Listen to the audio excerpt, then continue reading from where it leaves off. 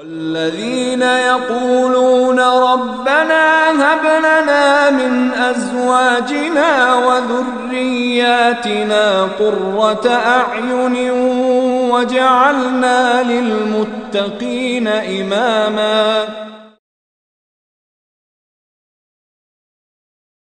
تقال العثار العظام به ويغدو الهوى ككبش ذبيح بذكر الإله. On one hand, as a husband, your responsibility is to your wife. You took her from her family. You took her from the protection of her parents.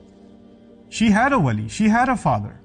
And his job was to make sure she stays happy, safe, she's not insulted or humiliated, she's protected from all forms of abuse, physical, emotional, spiritual, all kinds of abuse. That was the father's role. And when you signed that nikah, and when you said you agree, then all of those roles were shifted over to you.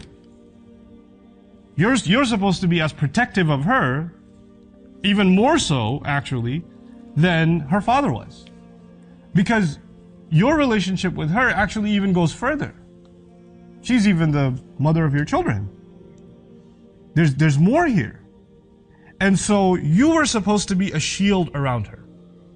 At the same time, you are also a son. A son to your mother, a son to your father. And this religion teaches us that we cannot even say oof to our parents. You can't raise your voice to your parents at all. Now you are being pulled in two different directions. You have these enormous obligations to your spouse. Mithaqan ghalidha, the Quran calls it. A heavy contract. A heavy agreement. It's not a light thing, marriage. And on the other hand, you have this enormous responsibility to your parents. And sometimes they make you pick which one you're going to be good to.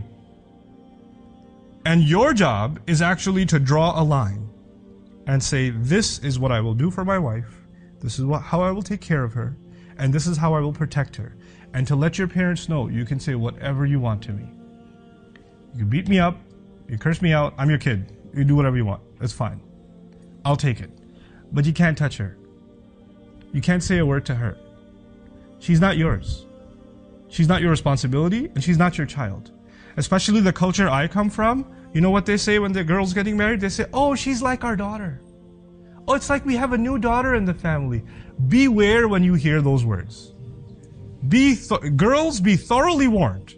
Because when she's like our daughter, trouble is looming. Just a couple of weeks later, there's going to be commentary about how you didn't cook, or you cooked, with too much salt, or, you're lazy, or you didn't clean, or some stuff is going to begin. No. The relationship between this woman and her husband's family, first and foremost, is a relationship of mutual respect.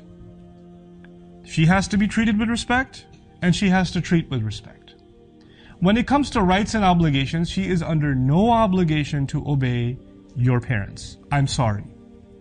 I'm sorry in that I feel sorry for you that you believed that for so long. But your wife has no obligation to obey your parents.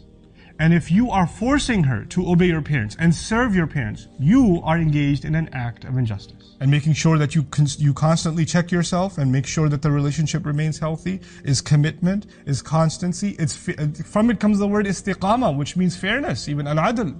That they maintain fairness over it. One of my favorite meanings of it that I didn't even share with you is qum. Men are supposed to be not only there for their women in terms of caretaking and protection, they're supposed to give their women a sense of purpose and direction.